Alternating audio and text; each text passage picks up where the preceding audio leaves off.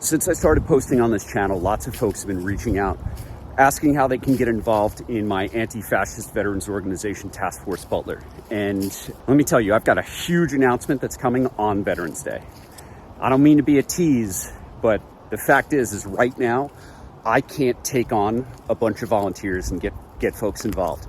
But if you go to our website, taskforcebutler.org, and you sign up onto our email list, you'll be among the first to get this announcement, which will tell you how to get involved. What we are doing is massive. It is going to drastically increase our capacity, and it's going to get more veterans all across the country directly involved in holding fascists accountable in a court of law.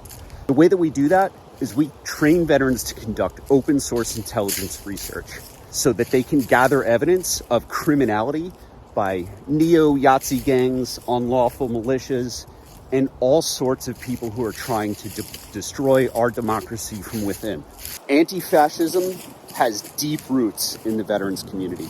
In fact, the way that we got our name, Task Force Butler, is because we're named after Marine Corps General Smedley Butler. Now, most people know about this guy because he coined the term and wrote a book called War is a Racket. But a piece of history that more people ought to know is that Smedley Butler stopped the first attempted fascist coup here in the United States.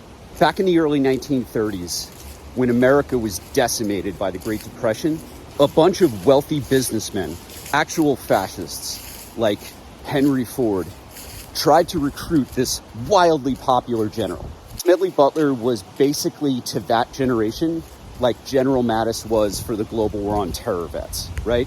He's not just pretty much universally loved among service members and veterans, but he's also really popular for civilians. In fact, lots of folks wanted him to be a politician, including these wealthy businessmen who approached him to try to lead a fascist coup against the United States. This was called the business plot. Now, during this Great Depression period, there was a massive movement of veterans who came and camped out on Capitol Hill right outside Congress, and they were demanding bonuses that they had been promised when they fought overseas in World War I. At the time, the Treasury just simply didn't have the money for them, but they were demanding what they were promised anyway because they risked their lives. Their buddies gave their lives, and their families were truly suffering during this Great Depression. And these wealthy businessmen, these business plotters, they tried to recruit Smedley Butler into leading these pissed off veterans into storming the Capitol. Very similar to what we saw attempted on January 6th. So what Butler did was he pretended to go along with the plot.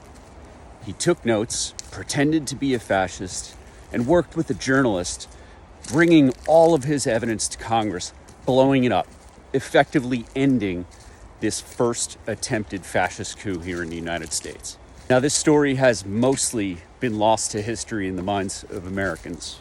So we carry Smedley Butler's name with pride and honor. We are fulfilling his legacy, and we look forward to leading more veterans into this movement. And for civilians who want to support us, the best thing that you can do is lend us some resources. While we are a nonprofit, we have to pay ourselves in order to keep business open. If you can make a donation of $1, that helps. If you can make something more substantial than that, that would be awesome. And you can empower us on our mission to make being a fascist, to be a neo-Yahtzee here in this country, a very difficult and expensive lifestyle. Because when we gather evidence of criminality and we take analysis and reports and forward that on to law enforcement and on to victims of hate crimes, those fascists are held accountable in a court of law. And we're in this for the long haul. We're looking to make this a big nationwide organization with thousands of members all across the country. But the only way that we can do that is if we have paid organizers who can train and interact with volunteers so that we can make sure that those volunteers are spending their time well and they're not wasting their time trying to support us.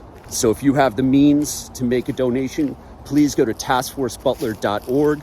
You'll see the donate button at the top of the page. And if you want to join Task Force Butler, go to that page and get on our email list. And on Veterans Day, We're going to make this big announcement and let you know how to get involved and enter the training pipeline. So let's defend our democracy together, because that's the only way to defend democracy, together. Visit taskforcebutler.org.